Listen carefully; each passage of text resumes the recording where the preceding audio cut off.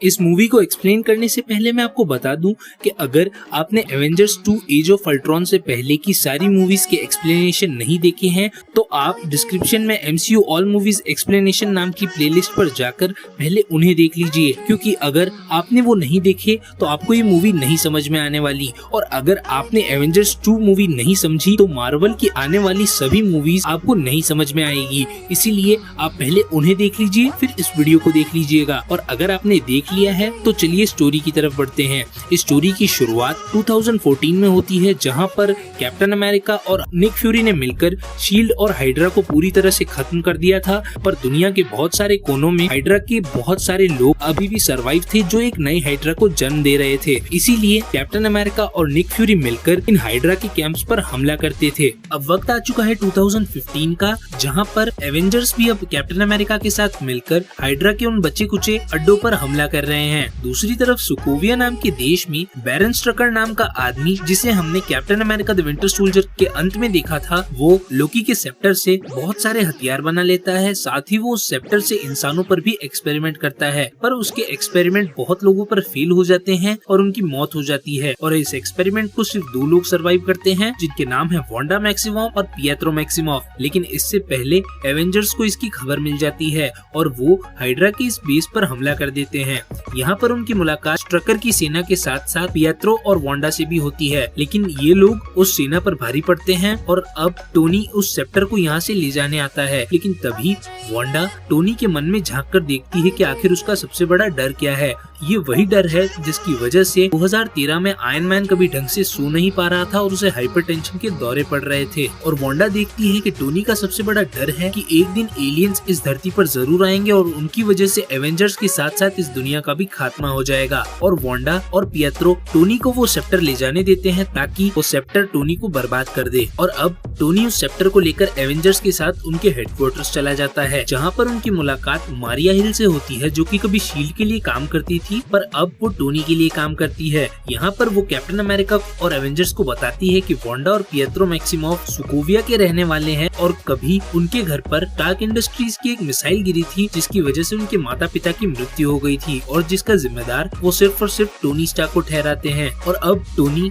उस सेप्टर के जरिए कुछ बड़ा करने का प्लान कर चुका है, लेकिन थॉर उस सेप्टर को अपने साथ एसगार्ड ले जाने वाला है। और टोनी एवेंजर्स के साथ साथ थॉर को कुछ दिनों के लिए यहाँ रुकने के लिए राजी कर लेता है, क्योंकि एवेंजर्स ने हाइड्रा को पूरी तरह से खत्म कर दिया है और वो लोग सेलिब्रेशन करने वाले हैं। इसीलिए थॉर कुछ दिनों तक रुकने के लिए राजी हो जाता है और इस दौरान टोनी और ब्रूस इस सेप्टर पर एक्सपेरिमेंट करेंगे। अब हमें टोनी का प्लान पता चलता है। दरअसल टोनी ब्रूस बैनर के साथ मिलकर काफी समय से एक आर्टिफिशियल इंटेलिजेंस बनाना चाहता था। उसके पास पहले से जार्विस था, लेकिन जार्विस सिर्फ और सिर्फ उसके कुछ सूट्स और स्टार्क टावर को संभाल पाता था। और यहाँ पर टोनी आयरन लीजन नाम की एक सेना बना चुका था, जिसके जरिए धरती को बाहरी खतरों से बचाया जा सकेगा। लेकिन उन्हें कंट्रोल करना एक जार्विस के बस की बात नहीं थी, इसीलिए वो एक बड़ा सा आर्टिफिशियल इंटेलिजेंस प्रोग्राम बनाना चाहता था। और उस सेप्टर में उसे वही आर्टिफिशियल इंटेलिजेंस प्रोग्राम मिलता है जिसका नाम वो अल्ट्रॉन रखता है। ब्रूस बैनर और टोनी स्टार्क सारे एवेंजर्स से छुपकर इस आर्टिफिशियल इंटेलिजेंस प्रोग्राम पर काम करते हैं और धीरे धीरे वो अल्ट्रॉन के काम को खत्म कर लेते हैं। अब समय आ चुका है एवेंजर्स के सेलिब्रेशन का और थॉर आज या कल में यहाँ से जाने वाला है, इसीलिए अब टोनी और ब्रूस सेलिब्रेशन में चले जाते हैं। वहीं अल्ट्रॉन अपने आप को पूरा कर लेता है। सबसे पहले इस दुनिया में आता है तो वो देखता है कि इस दुनिया में सिर्फ और सिर्फ अराजकता है और इसका कारण इंसान है, इसीलिए वो फैसला करता है कि वो एवेंजर्स के साथ साथ इंसानों को भी खत्म कर देगा। जार्विस उसे रोकने की कोशिश करता है पर वो बहुत पावरफुल होता है और वो जार्विस को खत्म कर लेता है।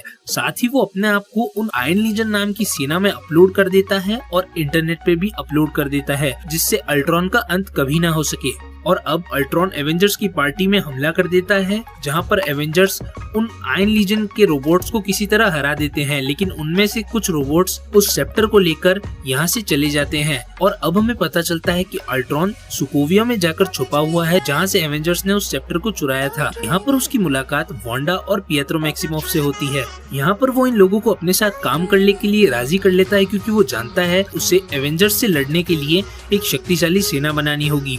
इसीलिए सबसे पहले वो अपने लिए एक नया शरीर बनाता है और अपने जैसे बहुत सारे रोबोट्स बनाता है, जिनमें सिर्फ और सिर्फ अल्ट्रॉन का कब्जा है। साथ ही उसे वांडा और मैक्सिमॉफ के जरिए स्ट्रकर का भी पता चलता है।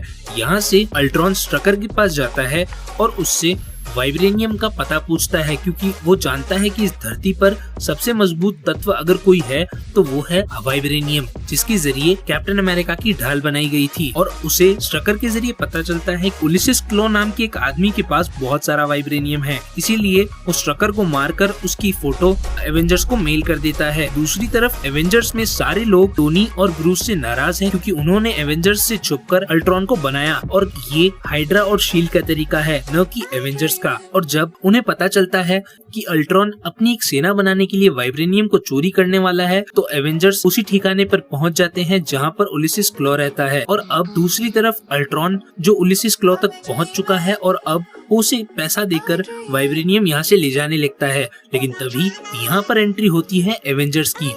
यहाँ पर एवेंजर्स और अल्ट्रॉन के रोबोट्स के बीच में एक जबरदस्त फाइट होती है, जहाँ पर अल्ट्रॉन टोनी को अपने साथ बिजी कर लेता है और वांडा और पिएत्रो मिलकर सारे एवेंजर्स को उनके सबसे बड़े और भयानक डर दिखाते हैं। लेकिन थॉर को उसका सबसे बड़ा डर नहीं बल्कि एक अजीब सी भविष्यवाणी दिखती है। दूसरी तरफ आयरन मैन समझ जाता है कि अल्ट्रॉन का प्लान क्या है, इसीलिए वो दोबारा वहाँ पर आ जाता है जहाँ पर सारे एवेंजर्स है। लेकिन तब तक अल्ट्रॉन के रोबोट्स उस वाइब्रेनियम को लेकर चले जाते हैं। दूसरी तरफ वांडा ने ब्रूस बैनर पर भी अपना जादू किया था, जिसकी वजह से वो हल्क बन गया और पूरे शहर में तबाही मचाने लग जाता है और अब वो आम इंसानों को भी मारना चाहता है। लेकिन यहाँ पर Tony Stark Hulk Buster armour और वेरोनिका नाम के प्रोग्राम के जरिए ब्रूस बैनर से फाइट करता है। लेकिन ये दोनों बहुत बड़े जाइंट्स थे, इसकी वजह से पूरे शहर में तबाही मच जाती है और काफी लोगों की जान भी चली जाती है, जिसकी वजह से अब लोगों के मन में एवेंजर्स के लिए डर है। दूसरी तरफ सारे एवेंजर्स जो अपने बुरे डर से गुजर रहे थे, अब वो किसी तरह रिकवर होते हैं और अब ये सारे लोग अपने हेडक्वार्टर्स की तरफ जाने लगते हैं। लेकिन मारिया हेलेना बताती है कि पूरी दुनिया में अब एवेंजर्स के खिलाफ आंदोलन चल रहे हैं, इसलिए इन्हें न चाहते हुए भी अपने बेस से कुछ दिनों तक दूर रहना होगा। इसलिए ये सारे लोग मिलकर क्लिंट बार्टन यानी हॉकाई के घर पर चले जाते हैं और यहाँ पर हमें पता चलता है कि क्लिंट बार्टन की पत्नी और उसके 2 बच्चे भी हैं, जिसके बारे में उसने किसी को कभी नहीं बताया था। यहाँ पर थॉर को छोड़कर सारे एवेंजर्स क्लिंट बार्टन के घर रुकते हैं और थॉर जाता है प्रोफेसर सेल्विक के पास, क्योंकि वांडा ने उसे जो भविष्यवाणी दिखाई थी उसके जरिए उसे कुछ समझ नहीं आ रहा था। और यहाँ पर जब प्रोफेसर सेल्विक उसे वाटर ऑफ साइट्स नाम की जगह पर ले जाते हैं, तो थॉर उस पवित्र पानी में एक अजीब सा सपना, एक अजीब सी भविष्यवाणी देखता है, जहाँ पर उसे बहुत सारे अनंत मणि यानी इन्फिनिटी स्टोन्स दिखते हैं, जिसे आज तक की मार्वल मूवीज में धीरे धीरे इंट्रोड्यूस किया गया था।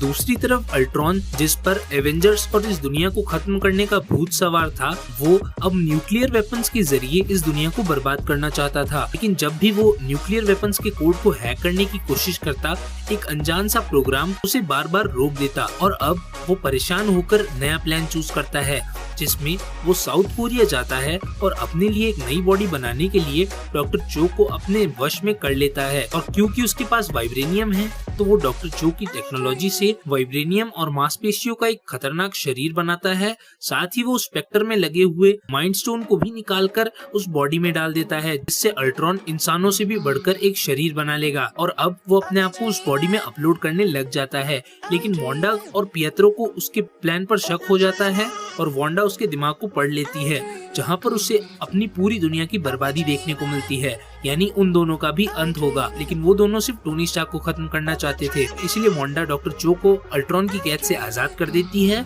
और खुद पिएत्रो के साथ यहाँ से चली जाती है। सबसे पहले अल्ट्रॉन के उस अपलोड को रोक देती है और अल्ट्रॉन सिर्फ आधा ही उस बॉडी में अपलोड हो पाता है। दूसरी तरफ एवेंजर्स जो कि हॉकाई के घर पर थे, वो बहुत ज्यादा निराश होते हैं, क्योंकि उनकी वजह से पूरी दुनिया में तबाही मच गई थी। यहाँ पर निक फ्यूरी आते हैं और उन्हें मोटिवेट करते हैं कि वो एवेंजर्स हैं और उन्हें अल्ट्रॉन से अभी और लड़ाइयाँ लड़नी है, और उन्हें खबर देते हैं कि अल्ट्रॉन ने डॉक्टर चो को किडनैप कर लिया है और अब वो अपने लिए एक नया शरीर बना रहा है।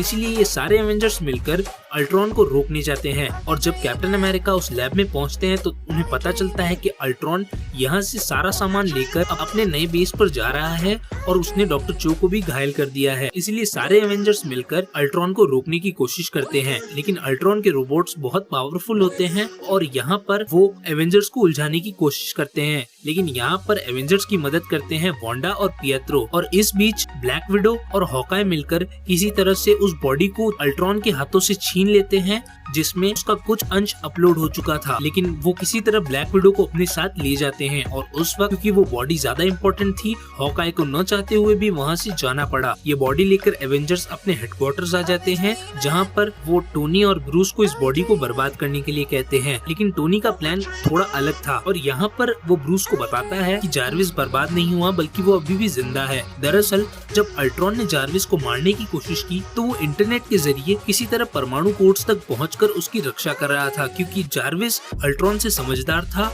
और उसे पता था कि अल्ट्रॉन का प्लान क्या है। और क्योंकि अल्ट्रॉन ने इतनी शानदार बॉडी बनाई थी तो टोनी का प्लान था क्यों ना जार्विस को इस बॉडी में अपलोड कर दिया जाए और दुनिया के लिए एक महारक्षक बना दिया जाए। पहले तो ब्रूस उसके इस प्रोग्राम में आने से मना कर रहा था, लेकिन जब उसने जार्विस की इस काबिलियत को देखा तो टोनी और ब्रूस मिलकर जार्विस को उस बॉडी में अपलोड करने लग गए। लेकिन तब तक कैप्टन अमेरिका को वांडा और पिएत्रो ने टोनी की हकीकत बता दी। कैप्टन अमेरिका, वांडा और पिएत्रो मिलकर टोनी और ब्रूस को रोकने आ जाते हैं।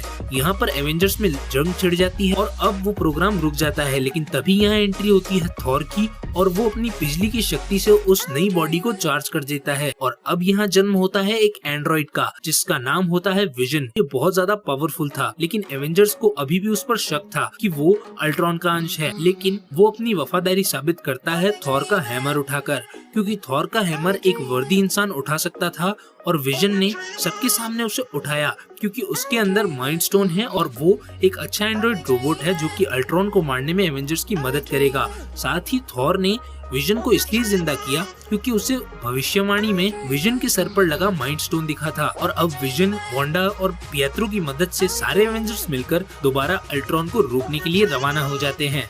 दूसरी तरफ अल्ट्रॉन जो बार बार मिली हार से अब निराश हो चुका था, बचे कुछ वाइब्रेनियम से एक नया प्लान बनाता है जहां पर वो सोकोविया के एक शहर में एक मशीन बनाता है जिससे वो सोकोविया के उस शहर को आकाश में ले जाकर बहुत ऊंचाई से गिरा देगा जिससे पृथ्वी तबाह हो जाएगी। और एवेंजर्स को इसकी खबर लग चुकी थी, इसलिए एवेंजर्स अल्ट्रॉन को रोकने के लिए वहां पर आ जाते हैं, पर सबसे पहले वो शहर को खाली कराते हैं ताकि अगर इस शहर को उड़ाने की नौबत आई तो इंसान बच पाएंगे। और दूसरी तरफ ब्रूस बैनर यानी कि हल्क नताशा रोमानोफ को अल्ट्रॉन की कैद से छुड़ाकर इस जंग में ले आता है, लेकिन यहाँ पर अल्ट्रॉन उन्हें ऐसा करने नहीं देता और वो उस शहर को हवा में उठाने लग जाता है और अब आधे इंसान उसी शहर में फंसे हुए हैं। इसीलिए यहाँ पर इनकी मदद के लिए आते हैं निक फ्यूरी और वॉर मशीन जो इन अल्ट्रॉन के रोबोट्स को मार रहे हैं और बचे कुछ इंसानों को उस हेलिकैरियर के जरिए धरती पर ले जाएंगे। यहाँ पर एवेंजर्स और इन रोबोट्स की जबरदस्त लड़ाई होती है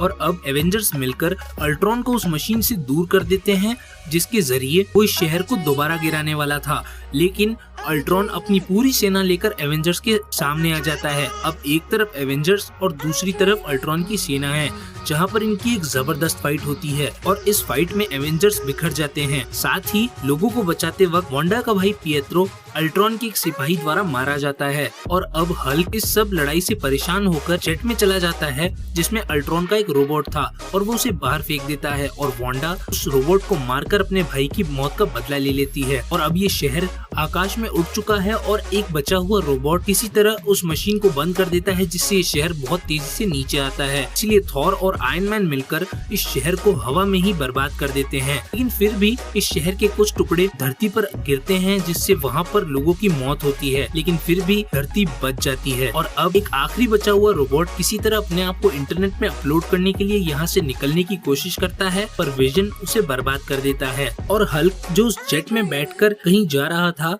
वो अब दूसरे प्लेनेट पर चला जाता है क्योंकि उसे पता है कि वो इंसानों के लिए एक बहुत बड़ा खतरा है। साथ ही कुछ दिनों बाद अब एवेंजर्स ने अपने लिए एक नया हेडक्वार्टर बना लिया है और हॉकाई यानी क्लिंट बार्टन अब रिटायर हो चुका है और अपनी फैमिली के साथ वक्त गुजारने वाला है। और थॉर उन इन्फिनिटी स्टोन्स की खोज में निकल जाता है जो उसे अपनी भविष्यवाणी में दिखे थे और उसे लग रहा है कि कोई इन इन्फिनिटी स्टोन्स को कलेक्ट करके पूरे ब्रह्मांड के लिए खतरा बनने वाला है और यहाँ से वो ब्रह्मांड में इन इन्फिनिटी स्टोन्स की खोज में निकल जाता है। और अब इस कहानी के अंत में हमें देखने को मिलता है कि थानोस जिसने कभी लोकी और बहुत सारे लोगों को इन्फिनिटी स्टोन्स लाने के लिए धरती और अलग अलग ग्रहों पर भेजा था, अब वो इन्फिनिटी गॉन्टलेट पहनकर ये काम खुद करने का फैसला करता है और इसी के साथ ये मूवी यही खत्म हो जाती है। एवेंजर्स एज ऑफ अल्ट्रॉन सन 2015 में रिलीज हुई थी। IMDb पर इसकी रेटिंग है 7.3। इस मूवी का बजट था $495.2 मिलियन और इस मूवी ने कमाई की थी $1.4 बिलियन की। और अगर आपने MCU की कोई भी मूवी मिस कर दी है तो डिस्क्रिप्शन में दिए हुए MCU ऑल मूवीज नाम की प्लेलिस्ट पर जाकर आप उन सारी मूवीज की स्टोरी को देख सकते हैं। So we hope you like this video and please subscribe this channel.